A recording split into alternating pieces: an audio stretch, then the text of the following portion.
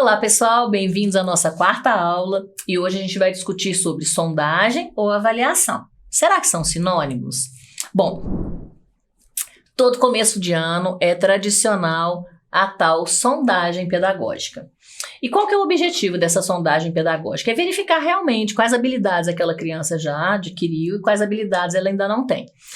O mais importante depois de uma sondagem é o que vocês fazem com o resultado dessas sondagens. Por que a gente faz a sondagem? A gente faz a sondagem para pontuar se o aluno é bom, se o aluno é ruim. A gente faz a sondagem para avaliar qual nota que eu vou dar para esse aluno. Se ele vai tirar uma nota muito alta, se ele vai tirar uma nota baixa. É depois entregar essa sondagem para o meu aluno, e aí eu tenho um aluno que acertou tudo e tirou 10, e eu tenho um aluno que errou tudo e tirou 0. Então, o mais importante é isso. Eu coloquei uma definição aqui para vocês, que foi uma que eu gostei bastante, coloquei até o QR Code para vocês consultarem depois lá no site. A autora fala que a avaliação pedagógica como um processo dinâmico considera tanto o conhecimento prévio e o nível atual do aluno, quanto as possibilidades de aprendizagem futura, configurando, então, uma ação pedagógica processual e formativa, que analisa o desempenho do aluno em relação ao seu processo individual, prevalecendo na avaliação os aspectos qualitativos, muito mais importantes do que os quantitativos, que indiquem quais as melhores intervenções do professor. Essa fala, essa definição de avaliação pedagógica, ela está num artigo voltado para a questão da educação especial, numa perspectiva da educação inclusiva, ou seja, é o que todas as pessoas, os professores que trabalham com algum aluno com algum tipo de deficiência deveriam ter em mente. Porém, eu trouxe ela para cá, embora nosso foco não seja educação inclusiva, pensando nos alunos com deficiência, mas porque todos os professores deveriam pensar dessa forma. Então, essa avaliação pedagógica aí do início do ano deveria ser justamente para isso, para a gente observar o conhecimento prévio daquele aluno, para eu saber como mediar da melhor forma possível para que ele possa avançar aí nas suas habilidades acadêmicas. E uma sondagem pedagógica seria uma atividade essencial para que o professor saiba o nível de aprendizado da criança e quais intervenções didático-pedagógicas são necessárias para que se faça, então, as devidas correções, caso precise, E aí eu até corrigi o correções e coloquei mediações. Eu coloquei a frase na íntegra, mas eu não penso em correção, e sim em mediação. Eu só tenho como auxiliar o meu aluno se eu pensar nas mediações para que ele avance para um próximo nível e não simplesmente corrigir. Prova disso é que às vezes a criança copia 500 vezes a mesma coisa e quando você pede daí a uma semana para que ela escreva aquilo que ela já copiou 1 milhão de vezes, ela vai escrever de forma errada, a nosso ver, novamente. Então, não adianta esse tipo de correção. Outro exemplo que eu percebo bastante é quando o professor escreve na prova assim. O professor faz uma pergunta na avaliação e o aluno responde, Quantos pirulitos tinha na bolsa da Dona Maria? Aí o aluno muitas vezes responde, tinha 3 pirulitos. Aí a professora reescreve com caneta colorida, de preferência vermelho ou rosa, a frase que o aluno deveria ter respondido no problema. Na bolsa da dona fulana tinha tantos pirulitos. E aí, então, ela escreve embaixo, resposta completa. Mas em nenhum momento esse professor senta ao lado daquele aluno e explica para ele o que seria uma resposta completa e como que ele deveria fazer para que essa resposta ficasse mais adequada. Quando chega na próxima prova, o que o aluno faz de novo? Ele comete o mesmo erro na visão do professor. E o professor faz o quê? Vai lá e tira ponto.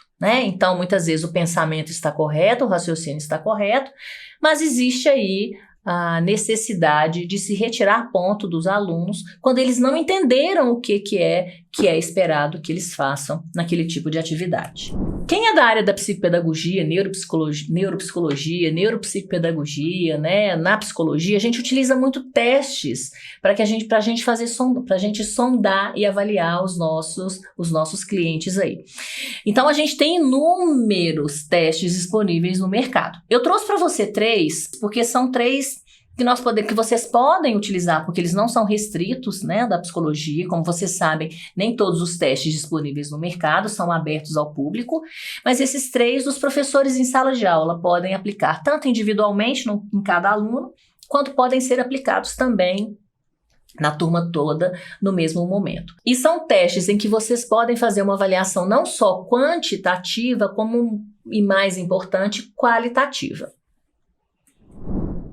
E claro que eu não vou ensinar, né, no nosso curso, o objetivo não é ensinar para vocês a aplicação desses testes, até porque a gente ficaria aqui muitas horas conversando e não esgotaria aí o assunto. Mas sim mostrar para vocês a existência dos testes e as possibilidades que vocês têm a partir do momento que vocês utilizam esses testes, qual que é a importância disso.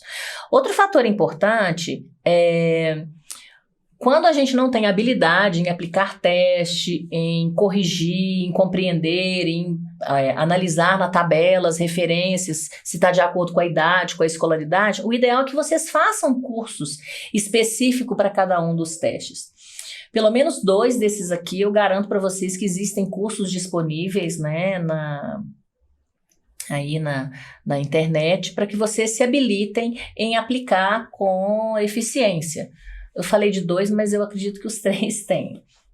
Basta a gente ficar pesquisando, né?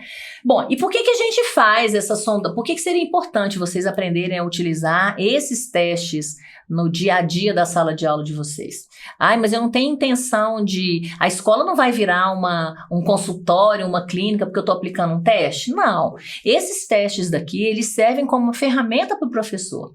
Porque aí o professor vai poder analisar se os alunos todos estão caminhando mais ou menos no mesmo ritmo e quais dificuldades que os alunos estão apresentando. E a partir daí ela pode trabalhar essas habilidades mais específicas nas atividades dela da sala de aula.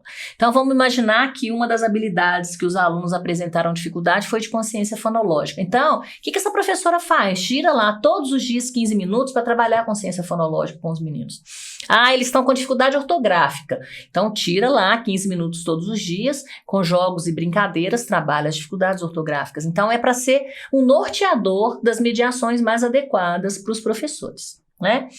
E outro detalhe importante não é dar um diagnóstico. Tem acontecido muito atualmente relatórios que vêm das escolas, escritos pelos professores, pelos coordenadores, sugerindo ao médico já um diagnóstico daquele aluno, principalmente em se tratando, por exemplo, transtorno de déficit de atenção e hiperatividade, dislexia, descalculia. Então, não é esse o objetivo dos testes, das avaliações e sondagens que eu trouxe para vocês aqui.